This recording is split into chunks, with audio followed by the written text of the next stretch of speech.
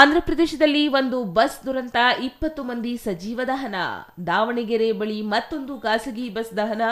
ಇದರಲ್ಲಿಯೂ ಹಲವರ ನಿಧನ ಹೊಂದಿದ್ದ ವಿಚಾರ ಇನ್ನೂ ಹಸಿರಾಗಿರುವಾಗಲೇ ರಾಜ್ಯದಲ್ಲಿ ಮತ್ತೊಂದು ಬಸ್ ದುರಂತ ಸಂಭವಿಸಿದೆ. ಬೆಂಗಳೂರಿನಿಂದ ಕಲಬುರಗಿಗೆ ಹೊರಟಿದ್ದ ಐಷಾರಾಮಿ ಖಾಸಗಿ ಬಸ್ ರಸ್ತೆಯಲ್ಲಿ ಹೊತ್ತಿ ಹೊರಿದಿದ್ದು, ಬಸ್ನಲ್ಲಿ ಪ್ರಯಾಣಿಸುತ್ತಿದ್ದ 40 ಮಂದಿ ಪ್ರಯಾಣಿಕರು ಪ್ರಾಣಾಪಾಯದಿಂದ ಪಾರಾಗಿದ್ದಾರೆ. ರಸ್ತೆ ಪಕ್ಕದ ಡಿವೈಡರ್ಗೆ ಡಿಕ್ಕಿಯಾಗಿ ವಿದ್ಯುತ್ ಕಂಬಕ್ಕೆ ಡಿಕ್ಕಿ ಹೊಡೆದ ಬಸ್ ಏಕಾಏಕಿ ಹೊತ್ತಿ ಹೊರಟಿದೆ. ನೆಲಮಂಗಲ ತಾಲೂಕಿನ ಹನುಮಂತಪುರ ಕೆರೆಕತ್ತಿಗನೂರು ಗೇಟ್ ಬಳಿ ಘಟನೆ ನಡೆದಿದ್ದು, ಮಧ್ಯರಾತ್ರಿ 2:40 ಸಮಯದಲ್ಲಿ ಅಪಘಾತ ಸಂಭವಿಸಿದೆ. 3 ತಿಂಗಳ ಹೊಸ ಬಸ್ ಇದಾಗಿದೆ ಎಂದು ತಿಳಿದು ಬಂದಿದ್ದು, ಸಂಜನಾ ಟ್ರಾವೆಲ್ಸ್ಗೆ ಸೇರಿದ ಬಸ್ ಇದಾಗಿದೆ. ರಾತ್ರಿ ಬೆಂಗಳೂರಿನಿಂದ ಹೊರಟಿದ್ದ ಬಸ್ ಅಪಘಾತಕ್ಕೆ ಈಡಾಗಿ ಹೊತ್ತಿ ಹುರಿದಿದ್ದು, ಅಪಘಾತ ನಡೆಯುತ್ತಿದ್ದಂತೆ ಚಾಲಕ ಮತ್ತು ಕ್ಲೀನರ್ ನಾಪತ್ತೆಯಾಗಿದ್ದಾರೆ ಎಂದು ತಿಳಿದು ಬಂದಿದೆ.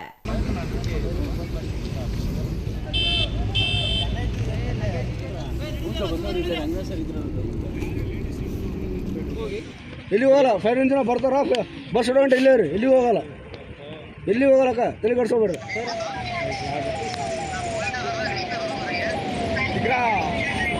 ಆನಂದ್ ಕೆವಿ ವಿದ್ಯುತ್ ಕಂಬಕ್ಕೆ ಬಸ್ ಡಿಕ್ಕಿ ಹೊಡೆದಿದ್ದು, 2 ಬಸ್ಗಳ ಓವರ್ಟೇಕ್ ಮಾಡುವ ಭರದಲ್ಲಿ ಅಪಘಾತ ಸಂಭವಿಸಿದೆ ಎಂದು ಬಸ್ನಲ್ಲಿ ಪ್ರಯಾಣಿಸುತ್ತಿದ್ದ ಪ್ರಯಾಣಿಕರು ಹೇಳಿದ್ದಾರೆ. ರಸ್ತೆ ಪಕ್ಕದಲ್ಲಿದ್ದ ಚರಂಡಿ ಏರಿ ವಿದ್ಯುತ್ ಕಂಬಕ್ಕೆ ಬಸ್ ಡಿಕ್ಕಿ ಹೊಡೆದಿದ್ದು, ವಿದ್ಯುತ್ ಕಂಬಕ್ಕೆ ಡಿಕ್ಕಿ ಹೊಡೆದ ಕೂಡಲೇ ಬೆಂಕಿ ಕಾಣಿಸಿಕೊಂಡಿದೆ. ರಾಷ್ಟ್ರೀಯ ಹೆದ್ದಾರಿ 48ರ ಹನುಮಂತಪುರ ಗೇಟ್ ಬಳಿ ಘಟನೆ ನಡೆದಿದ್ದು, ಖಾಸಗಿ ಬಸ್ ಸಂಪೂರ್ಣ ಸುಟ್ಟು ಭಸ್ಮವಾಗಿದೆ. ಅಗ್ನಿಶಾಮಕ ಠಾಣೆ ಪೊಲೀಸರಿಂದ ಬೆಂಕಿ ನಂದಿಸುವ ಕಾರ್ಯ ಯಶಸ್ವಿಯಾಗಿದ್ದು, ಸ್ಥಳಕ್ಕೆ ನೆಲಮಂಗಲ ಸಂಚಾರಿ ಪೊಲೀಸರು ಭೇಟಿ ನೀಡಿ ಪರಿಶೀಲನೆ ನಡೆಸಿದ್ದಾರೆ. ಇನ್ನು ಬಸ್ ಲಗೇಜ್ ಬಾಕ್ಸ್ನಲ್ಲಿ ಇಟ್ಟಿದ್ದ ವಸ್ತುಗಳು ಸುಟ್ಟು ಭಸ್ಮವಾಗಿದ್ದು, ಪ್ರಯಾಣಿಕರು ಅಳವತ್ತುಕೊಂಡಿದ್ದಾರೆ. ಬೆಲೆ ಬಾಳುವ ವಸ್ತುಗಳು ಭಸ್ಮವಾದ ಪರಿಣಾಮ ಪ್ರಯಾಣಿಕರು ಕಣ್ಣೀರು ಹಾಕಿದ್ದಾರೆ. ಇದೇ ಬಸ್ನಲ್ಲಿ 2 ದಂಪತಿಗಳು ಬೆಂಗಳೂರಿನಿಂದ ಜೇವರ್ಗಿಗೆ 2 ಮಕ್ಕಳೊಂದಿಗೆ ಪ್ರಯಾಣ ಬೆಳೆಸಿದ್ದು, ಬಸ್ ಚಾಲಕ ಮದ್ಯಪಾನ ಮಾಡಿರುವ ಆರೋಪವನ್ನ ದಂಪತಿಗಳು ಮಾಡಿದ್ದಾರೆ. ಲಗೇಜ್ನಲ್ಲಿ 5 ಲಕ್ಷ ನಗದು ಹಾಗೂ ಚಿನ್ನ ಸುಟ್ಟು ಹೋಗಿದೆ ಎಂದು ದಂಪತಿಗಳು ಅಳಲು ತೋಡಿಕೊಂಡಿದ್ದಾರೆ.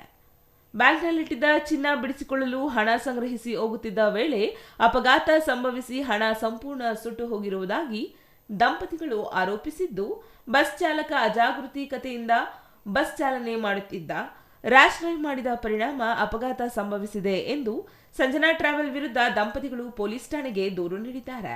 ಸರ್ಕಲಿಂದ ನಾವು ಗುಲ್ಬರ್ಗ ಹೋಗ್ತಾ ಇದ್ದಿದ್ದು. ನನ್ನ ಹೆಸರು ಶಿವಾನಂದ್ ಹಿರೇಮಠ್ ಅಂತ. ನಾನೊಬ್ಬ ಕ್ಯಾಬ್ ಡ್ರೈವರ್, ಬೆಂಗಳೂರಲ್ಲೇ ವರ್ಕ್ ಮಾಡ್ತೀನಿ. ಸೊ ನಮ್ಮೂರಲ್ಲಿ ಏನೋ ಫಂಕ್ಷನ್ ಇದೆ ಅಂತ ನಾವು ಊರಿಗೆ ಹೋಗ್ತಾ ಇದ್ವು. ರಾತ್ರಿ 10 ಗಂಟೆಗೆ ಆನಂದರಾವ್ ಸರ್ಕಲಿಂದ ಬುಕ್ ಮಾಡಿದ್ದು. ಅಲ್ಲೇ ಲೇಟಾಗಿ ಬಂತು ಬಸ್. ಆಲ್ಮೋಸ್ಟ್ ಬಸ್ಸು ರಾತ್ರಿ 10 ಗಂಟೆಗೆ ಬರಬೇಕಾದ ಬಸ್ಸು 10:40ಕ್ಕೆ ಅಲ್ಲಿ ಬಂತು. ಅಲ್ಲಿಂದ ನೆಲಮಂಗಲ ಬರೋ ಅಷ್ಟರಲ್ಲಿ ಎಲ್ಲ ಫುಲ್ ಆಗಿಬಿಟ್ಟಿತ್ತು ಸೀಟು.